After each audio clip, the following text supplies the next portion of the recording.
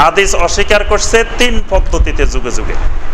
এখনো দুনিয়াতে 3 পদ্ধতির হাদিস অস্বীকার আছে। এক পদ্ধতি হইল, আপনি প্রথম যখন কবর কেন্দ্রিক ইবাদত চালু হয়, তখন কবর জিয়ারত করতে গিয়ে হয়তো একটু কবর জিয়ারতের ক্ষেত্রে সীমা লঙ্ঘন করছে, মানে কবর জিয়ারত যেভাবে করা দরকার সেভাবে না করে একটু এলোমেলো করছে।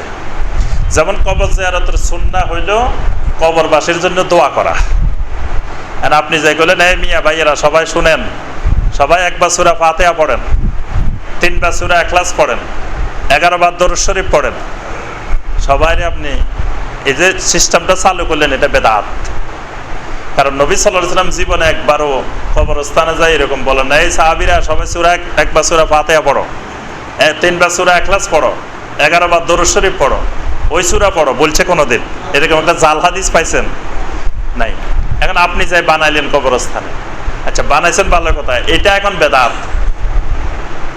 এই বেদাত করতে করতে এক সময় দেখবেন যে শিরকে চলে গেছে। এই বেদাত করতে করতে এক সময় কবরের কাছে যাই, এই কবরে যে আছে তো বিরাট আল্লাহর ওলি।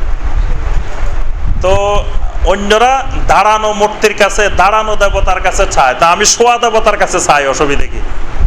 বাস, এবার শোয়া আল্লাহর ওলি, তার কাছে আবার চাওয়া শুরু করছে, আল্লাহর ওলি আমি তো একটু বিপদে আছি, সমস্যা আছে, অভাব অনটনে আছে, আমার অভাবটা একটু দূর করে দেন। এই যে আপনার বেদাত থেকে শিরকের রূপ নিছে। এইভাবে যত শিরক আছে দেখবেন, এই শিরকগুলো আগে বেদাত হয়, বেদাত থেকে আস্তে আস্তে এটা শিরকের রূপ নেয়। এই কথাটাই আল্লাহ পাক বলছেন যে আন তুসিবাহুম ফিতনাহ।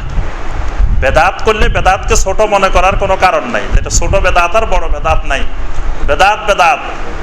আর এই ছোট বেদাত করেন আর বড় বেদাত করেন, এক সময় বেদাত শিরকের রূপ নেবে। আন তুসিবাহুম ফিতনাহ, আল্লাহর ঘোষণা যে এটা শিরকের রূপ নেবে। শিরককে বলা হয় ফিতনা। জমিনে যতগুলো শিরক আছে, এক একটা শিরক এক একটা ফিতনা।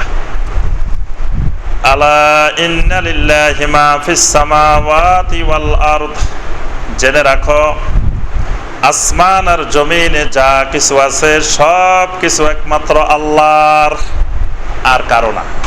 জমিনে যা আছে, আসমানে যা আছে, সবগুলোর মালিক কে? একমাত্র আল্লাহ। কাদ ইয়ালামু মা আনতুম আলাইহি, তোমরা এই জমিনের উপরে যা কিছু করো সব কিছু একমাত্র সেই আল্লাহ জানেন। এই জমিনের উপরে যা হয়, আসমানে যা হয়, সব কিছুর ইলম আল্লাহ সুবহানাহু ওয়া তাআলার আছে। ওয়া ইয়াওমা ইউরজাউনা ইলাইহি ফায়ুনাব্বিউহুম বিমা আমিলু। ওয়া ইয়াওমা ইউরজাউনা ইলাইহি, যেদিন তোমরা সকলে সেই আল্লাহর দিকে প্রত্যাবর্তন করবে, ফায়ুনাব্বিউহুম বিমা আমিলু, তখন তারা যা আমল করেছিল সেগুলো সম্পর্কে আল্লাহ তাদেরকে জানাই দিবেন। ওয়াল্লাহু বিকুল্লি শাইইন আলিম, আল্লাহ রাব্বুল আলামিন প্রত্যেকটি বিষয়ে মহা জ্ঞানী। সুবহানাল্লাহ, মহান জ্ঞানী, অর্থাৎ সব বিষয়ে সব ইলম আল্লাহ রাব্বুল আলামিনের কাছে আছে। আল্লাহ সুবহানাহু ওয়া তাআলা আমাদের সবাইকে এই সূরা আন-নূরের আলোকে আমল করার তৌফিক দান করুন। এরপরে যে সূরাটি, এই সূরার নাম হলো সূরা আল ফুরকান। আজকে আমরা সূরা আল ফুরকানেরও প্রথম পর্বের তাফসীর করব ইনশাআল্লাহ। এটি আমাদের দ্বিতীয় দফার তাফসীরের সূরা আল ফুরকানের প্রথম পর্বের তাফসীর। সূরা আল ফুরকান, এই সূরাটি মাক্কি সূরা। এই সূরাটি মাক্কি সূরা। এই সূরার মধ্যে আল্লাহ রাব্বুল আলামিন বিশেষ করে যে আলোচনাটা করেছেন, এইটা এই নামের থেকে বোঝা যায়। মানে এই সূরার নামটা থেকে এই সূরার বিষয়বস্তু বোঝা যায়। এই সূরার নাম হলো সূরা আল ফুরকান। প্রথম আয়াতে আল্লাহ পাক ফুরকান বলেন, তাবারাকাল্লাযী নাযালাল ফুরকান। ফুরকান হলো কোরআনেরই আরেক নাম, ফুরকান। কোরআনে কারিমের অনেকগুলো সুন্দর সুন্দর নাম আছে, তার মধ্যে একটা নাম হলো আল ফুরকান। কোরআনের একটা নাম হলো আয-যিকির, ইন্না নাহনু নাযালনা যিকরা। কোরআনের একটা নাম হলো আল কিতাব। অনেক সুন্দর সুন্দর নাম আল্লাহ পাক কোরআনে কারিমে বর্ণনা করছে, তার মধ্যে একটা নাম হলো আল ফুরকান। ফুরকান মানে ফরককারী, ফরক মানে পার্থক্যকারী।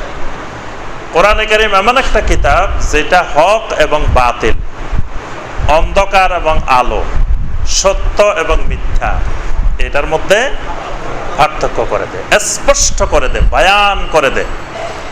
এই জন্য কোরআনে কারীমের এক নাম হলো আল ফুরকান। এই সূরাটির মধ্যে আল্লাহ রাব্বুল আলামিন যেই বিষয়টি বর্ণনা করেছেন সেটা হলো শিরক এবং তাওহীদ।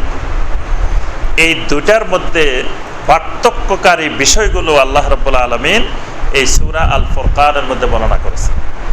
এটা মাক্কি সূরা, আর মাক্কি সূরার বৈশিষ্ট্য হলো এই সূরাগুলোর মধ্যে আল্লাহ পাক বেশিরভাগ আল্লাহ পাকের তাওহীদ নিয়ে আলোচনা করেন। তো সেই যুগের এবং যুগে যুগে মুশরিকেরা যেই বিষয়গুলো কেন্দ্রিক শিরক করত, আল্লাহ রাব্বুল আলামিন সেই বিষয়গুলোকে এই সূরা আল ফুরকানের মধ্যে তুলে ধরেছেন। এটা কেন শিরকের বাতিলতা, শিরকের অসারতা এবং তাওহীদের দালিলিক প্রমাণ আল্লাহ রাব্বুল আলামিন সূরা আল ফুরকানের মধ্যে বর্ণনা করেছেন। হাদিস, নবী সাল্লাল্লাহু আলাইহি সাল্লামের হাদিস ও ফুরকান। কোরআনে কারীম যেমন ফুরকান, নবী সাল্লাল্লাহু আলাইহি সাল্লামের সহিহ হাদিস ও ফুরকান। কিন্তু পৃথিবীতে যুগে যুগে একটা শ্রেণী শুধু কোরআনকেই ফুরকান মনে করেছে, নবী সাল্লাল্লাহু আলাইহি সাল্লামের হাদিসকে ফুরকান মনে করে নাই। এরকম একটা গোষ্ঠী, একটা শ্রেণী এই 1300-1400 বছর ধরে ছিল পৃথিবীতে, যুগে যুগে ছিল, যে তারা শুধু কোরআনকেই আল্লাহর কিতাব মনে করত, ওহী মনে করত, কোরআনে যথেষ্ট মনে করত, নবী সাল্লাল্লাহু আলাইহি সাল্লামের হাদিস থেকে তারা বিমুখ থাকত। এদেরকে যুগে যুগে সালাফে সালেহিন নাম দিয়েছেন মুনকিরিনে হাদিস। এরা ছিলেন নবী সাল্লাল্লাহু আলাইহি সাল্লামের হাদিসের অস্বীকারী। নবী সাল্লাল্লাহু আলাইহি সাল্লাম স্পষ্ট করে বলছেন, তারাকতু ফীকুম আমরাইন, আমি তোমাদের কাছে দুইটা জিনিস রেখে যাচ্ছি। এখানে নবী সাল্লাল্লাহু আলাইহি সাল্লাম একটা জিনিস রেখে যাচ্ছে বলেন নাই, বলছেন কয়টা? দুইটা, কিতাব আল্লাহ ওয়া সুন্নাতা নাবিয়্যিহি। তাহলে কিতাবুল্লাহ যেমন রেখে গেছেন হেদায়েতের জন্য, সুন্নতে নবীও হেদায়েতের জন্য রেখে গেছেন। এজন্য কেউ যদি শুধু কোরআন মানে, সুন্নতে নবী মানে না, সে মুমিন না। আবার কেউ যদি কয় না আমি খালি সুন্নত মানি, হাদিস মানি, আমি কোরআন মানি না, সেও মুমিন না। দুইটা মিলেই ওহী।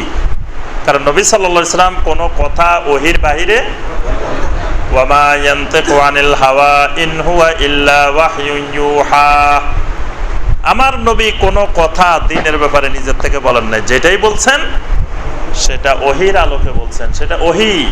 তাহলে নবী সাল্লাল্লাহু আলাইহি সাল্লামের সহিহ হাদিসগুলোও ওহী। যুগে যুগে অনেক ফেরকা হাদিস অস্বীকার করছে। আপনার খারেজিরা অসংখ্য হাদিসকে অস্বীকার করছে। শিয়ারা তো একেবারে নবী সাল্লাল্লাহু আলাইহি সাল্লামের মানে বলা যায় যে 90% হাদিসে তারা বাদ দিয়ে দিছে। ফেরকায়ে শিয়া যারা, এরা নবী সাল্লাল্লাহু আলাইহি সাল্লামের কোনো হাদিসে মানে না। তারা বলে যে সাহাবায়ে কেরাম নবী সাল্লাল্লাহু আলাইহি সাল্লামের মৃত্যুর পরে গোমরা হয়ে গেছে, নাউযুবিল্লাহ। সাহাবায়ে কেরামকে তারা মুরতাদ মনে করে, এজন্য সাহাবায়ে কেরাম থেকে কোনো হাদিস তারা নেয় নাই। কয়েকজন গুটি কতক সাহাবী যাদেরকে তারা পছন্দ করে তাদের থেকে কিছু হাদিস নিছে, এর বাহিরে তারা কোনো হাদিস গ্রহণ করে নাই, তারা হাদিস মানে না। নামে মাত্র কিছু হাদিস তারা গ্রহণ করছে। তারপরে আপনার মুতাজিলারা হাদিস মানছে, কিন্তু সরাসরি হাদিস অস্বীকার করে নাই, কিন্তু হাদিসকে আকল দিয়ে বিবেচনা করছে। আকলের সাথে মিললে ওই হাদিস গ্রহণ করছে, আকলের সাথে না মিললে হাদিস সহিহ হইলেও বাদ দিয়ে দিচ্ছে। আবার আরেকটা ফেরকা আছে, মানে হাদিস অস্বীকার করছে 3 পদ্ধতিতে যুগে যুগে। এখনো দুনিয়াতে 3 পদ্ধতির হাদিস অস্বীকার আছে। এক পদ্ধতি হইল টোটালি অস্বীকার, কোনো হাদিসে মানে না, হাদিসের দরকারে নাই, কোরআনে যথেষ্ট। আল্লাহ বলছে তিবিয়ানাল লিকুল্লি শাই, কোরআনের মধ্যে সব আছে, কোরআনের বাইরে আর কিছু দরকার নাই। এরকম একটা গোষ্ঠী আছে যারা হাদিস মানেই না। আরেকটা গোষ্ঠী আছে হাদিস মানে, তবে বলে যে না, সব হাদিস মানা যাবে না, যেটা আকলের সাথে যুক্তির সাথে মিলবে এটা হাদিস সহিহ হইলেও গ্রহণ করা হবে, আর যেটা আকলের সাথে মিলবে না সহিহ হইলেও এটা গ্রহণ করা যাবে না। এরকম ফেরকাও আছে। আবার আরেকটা ফেরকা আছে যে হাদিসকে খুব সম্মান করেন, হাদিসকে খুব মানেন, কিন্তু হাদিসকে সনদের ভিত্তিতে যাচাই না করে ফিকহের ভিত্তিতে যাচাই করেন, এটাও আরেকটা হাদিস অস্বীকারের মাধ্যম। আবার এই কথাটাকে বুঝাইতে পারছি? মানে হাদিস মানেন, হাদিসকে খুব সম্মান করেন, যে আমরা হাদিস মানি, আমরা হাদিসকে স্বীকার করি, আমরা নবী সাল্লাল্লাহু আলাইহি ওয়াসাল্লামের হাদিসের প্রতি সম্মান করি, কিন্তু হাদিসকে একটা শ্রেণী আকল দিয়ে গ্রহণ করবে কি করবে না ওইটা যেমন যাচাই করে, আবার আরেকটা শ্রেণী আছে হাদিসকে ফিকহ দিয়ে যাচাই করে। হাদিসকে কি দিয়ে যাচাই করে? ফিকহ দিয়ে যাচাই করে। কিন্তু আসলে ফিকহ দিয়ে হাদিস যাচাই হবে না, হাদিস দিয়ে ফিকহ যাচাই হবে। কথাটা বুঝছেন? হাদিস দিয়ে আপনি ফিকহকে যাচাই করবেন, হাদিসের সাথে মিললে ফিকহি মাসালা গ্রহণ করবেন, হাদিসের সাথে না মিললে বাদ। কিন্তু এটা হয়ে গেছে উল্টা, যে ফিকহ দিয়ে হাদিস যাচাই করে। মানে আমাদের ইমাম যেটা মাসালা দিছেন, এই মাসালার সাথে যদি হাদিস মিলে, বাস ঠিক আছে এটা।